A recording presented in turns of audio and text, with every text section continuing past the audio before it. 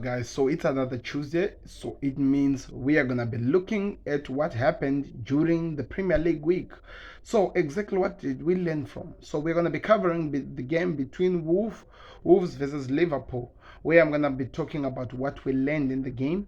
I'm gonna be looking maybe around 10 or less lessons that maybe people did not pay attention to, and I'm gonna be covering them. And I wanna hear your thoughts in the comment section. If there's something that I missed, let me know in the comment section. So let's get into this video. It's gonna be exciting. Do me a favor, click the like button, subscribe to the connect. So let's go.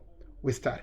So we watched the game between Liverpool versus Wolves on Saturday at 3 p.m. my time. Was it 3 p.m. my time? Yeah, I think around that time, or maybe was it 3 my time. And after beating Wolves in the FA Cup, I was really excited in this game. I was really excited. This, by the way, was summing up to be the third game Liverpool had played against Wolves in the past week or 2 weeks. We played them twice in the FA. There had to be a rematch, and we played them again. So there are two teams who have played more than 3 times just in a matter of a week: Brighton and Wolves. So the first one ended up in a draw 2-2. The second one, we beat them 1-0 in the FA Cup, and the last one they beat us by 3 goals to 0. So be excited over this video because it's gonna be crazy. So Jurgen Klopp's boys were in the game against Wolves, and one of the things that maybe people did not pay attention to, which I think could have been the reason that put us there, Klopp brought back the same team that had played the previous week, hoping that maybe this is creating something that could actually look different from what we had gotten from the first time. But one of the things that people had to actually monitor, which is I think is number one, Liverpool were missing key players, not the players who have been out for a long time. The last game with Konate was injured in this game, so it means he was not going to feature for the game. Who else was missing? Yeah, the last game, remember, they played Harvey Elliott as a front three, so Harvey Elliott was out as they put Darwin Núñez back into the strike force. So what does this mean? I'm excited that maybe we have a little strike in Darwin Núñez. This is gonna be a different game for Liverpool. Did that turn out to be? I'm not really sure. It even went crazy, and we're gonna get into the story, people. Number 9, which I think was very important. Liverpool keeps doing this every single game they play this season, and which makes it even worse this season. It's hard for a game to pass 5 minutes without Liverpool conceding.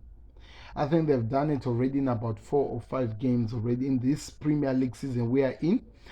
And that's what happened. Matip and Gomez got confused, whatever they were doing. They tried to defend, and Matip had the ball that ricocheted in his legs, and it was a goal. An easy goal for Wolves. A team that has been failing to score goals scored an easy goal in the beginning of this game. And you wonder what is really wrong with Liverpool. Just think about that.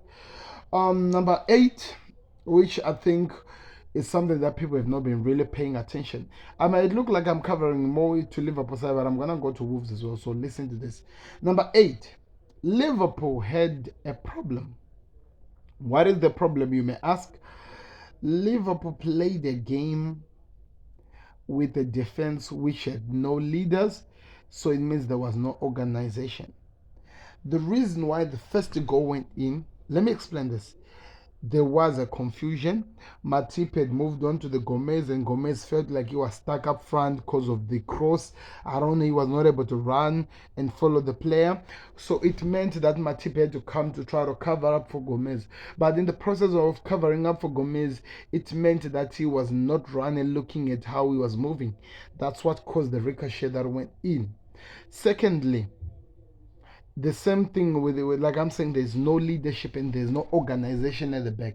Usually with the Virgil van Dijk, and I've seen it in some clips with Konate, they try by all means to try and let the other people follow them in terms of how they want to sit up, and that works out.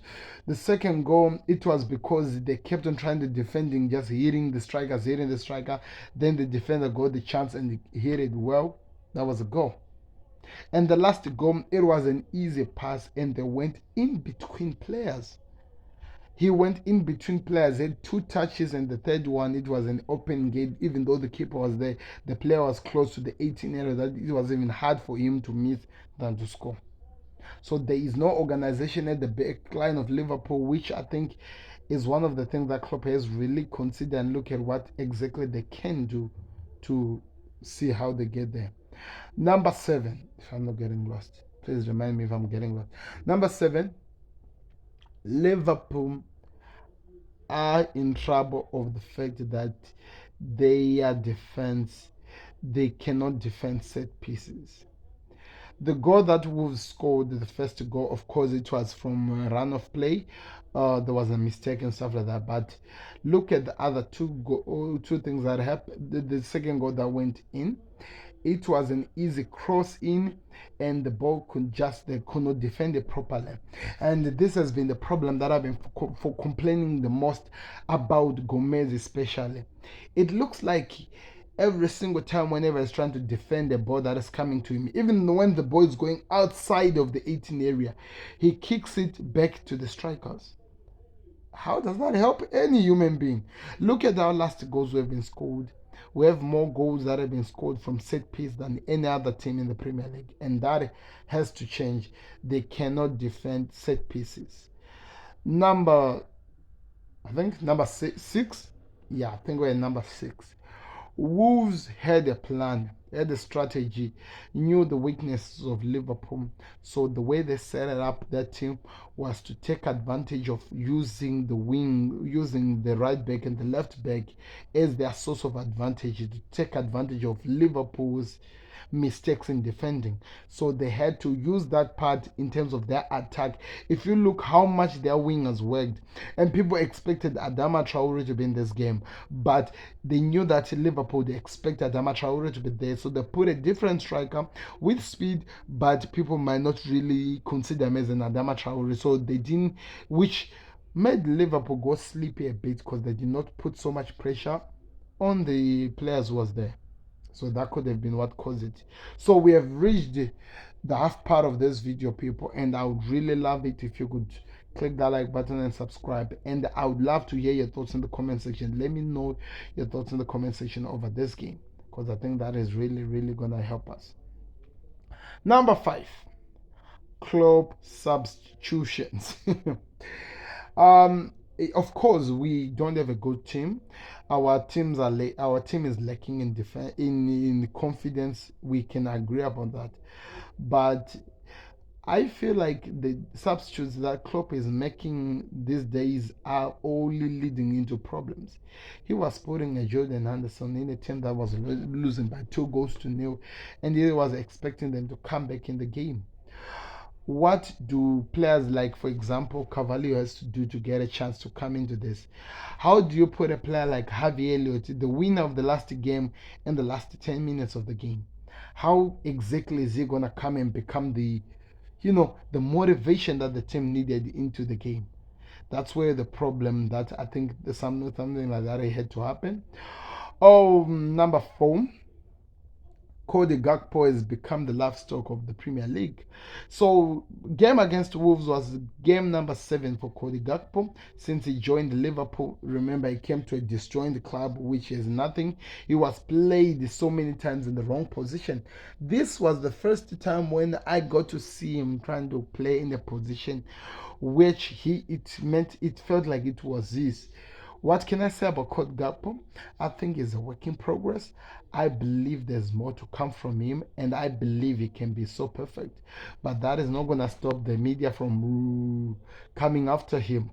So Cody Gakpo is getting the same treatment that Trent Alexander-Arnold has been getting over a long period of time, and that could have been one of the things that might have affected his start from Liverpool, because they're making fun of him from to be something, to be a game changer, and is forcing him to try too much. I'm just hoping the kid is able to calm down and actually play good football. At least that's what I'm hoping. Number 3, Darwin Núñez still missing chances.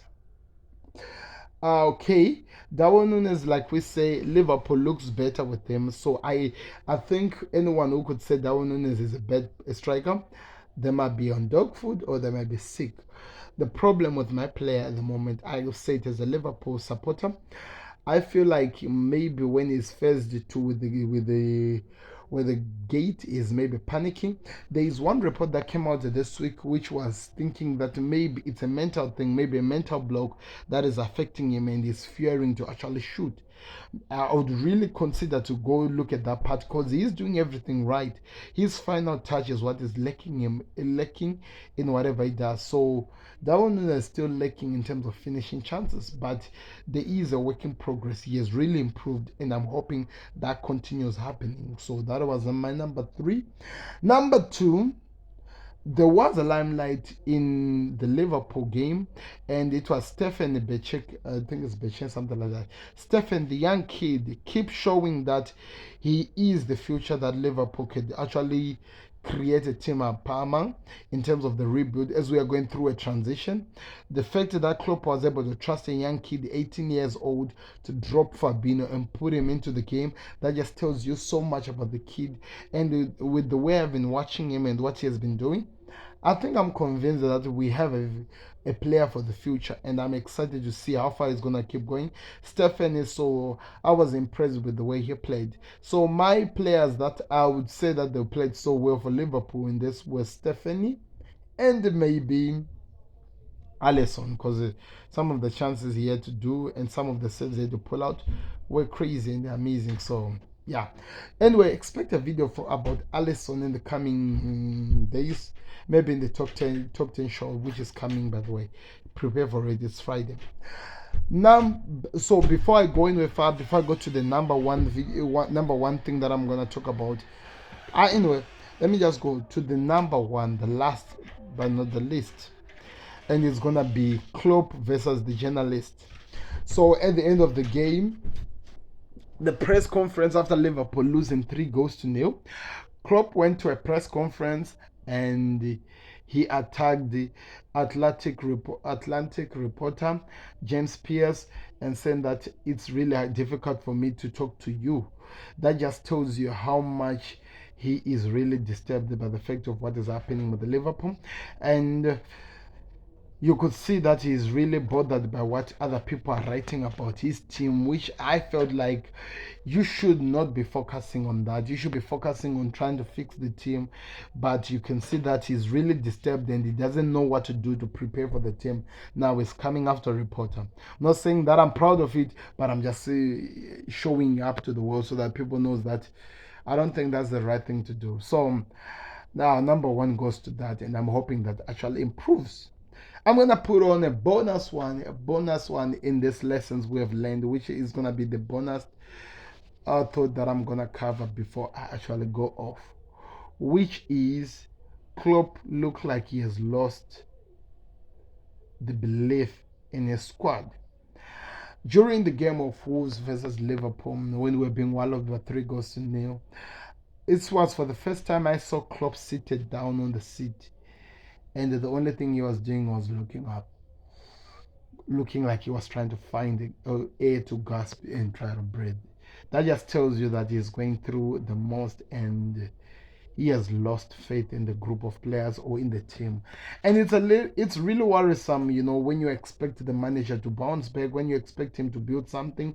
And I'm hoping that maybe when the players who are out on injuries come and help him regain his faith, because at this moment the faith looks like it has walked away. I'm just praying that that changes. But anyway, let me know if I missed anything from the game against Wolves. These are the lessons we learned and what we've learned from Liverpool versus Wolves.